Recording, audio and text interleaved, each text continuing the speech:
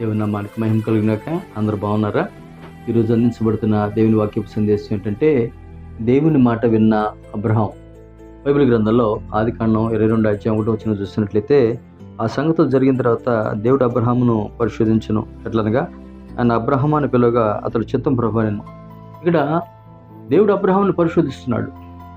నీకున్న ఏకైక కుమారుని నాకు బలిగా ఇచ్చేసేయి. ఏ వయసులో ఉన్నాడు అబ్రహాం? సుమారుగా 117 సంవత్సరాల వయసులో ఉన్నాడు. 17 సంవత్సరాల వాగ్దాత పుత్రుడు ఇస్సాకుని ఇచ్చాడు.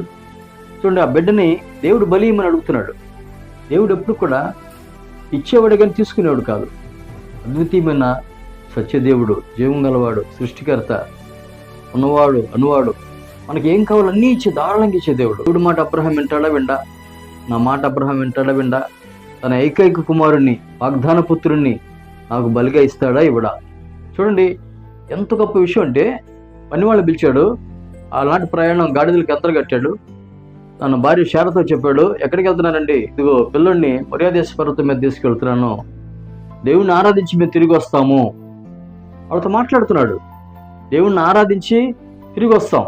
ఇదిగో పిల్లడిని దేవుడు బలిగా అడుగుతున్నాడు, ఇచ్చేస్తున్నాను, ఇక ఇస్సాకు ఉండడు అని అంటల్లా. దేవుడు ఆరాధించి తిరిగి వస్తాం. ప్రయాణం చేశారు, గాడిదలు గంతలు కట్టారు, అక్కడికి వెళ్ళారు. ఆ పర్వత శిఖరం మీదకి వెళ్ళి దహన బలి ఇచ్చేటువంటి స్థలానికి వెళ్ళి కట్టెలు పేర్చాడు, నిప్పులు తీసుకొచ్చాడు. ఇస్సాకు అంటున్నాడు, నానా మరి నిప్పులు ఉన్నాయి, కట్టెలు ఉన్నాయి, దహన బలి గొర్రెది, గొర్రెపిల్ల.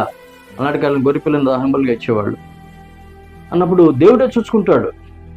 దేవుడే చూసుకుంటాడు అన్నప్పుడు చూడండి, ఇస్సాకుని అబ్రహాం తండ్రి అని అబ్రహాం ఎలా పెంచాడో, విధేయుడు. ఇస్సాకు విధేయుడు.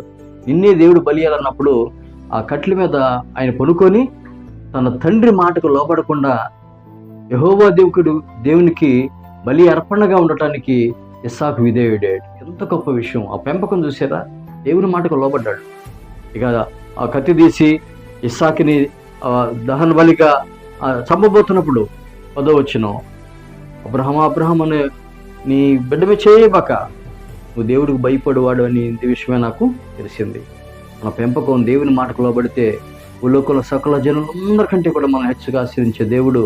మనకేదో ఇవ్వాలని ఆశపడే దేవుడే తప్ప మన దగ్గర ఇచ్చేది కూడా పొందుకూడనే సత్యాన్ని మనం గ్రహించి ఇస్సాకు వలె విధేయతగా మనం కలిగి ఉండి పేరెంట్స్కి అబ్రహాం వలె దేవుని మాటను శిరసావహించేటువంటి వ్యక్తులుగా మనందరం ముందుకు వెళదాం. God bless all. ప్రభా, ఈ వాక్యాన్ని బట్టి స్తోత్రాలు చెల్లించుకుంటూ మేము కూడా అబ్రహాం వల్లి నీ మాటకి లోబడి ముందుకు వెళ్ళే కృపను దయచేయమని యేసు నామములో ప్రార్థన చేస్తున్నాము తండ్రి. ఆమేన్. God bless all.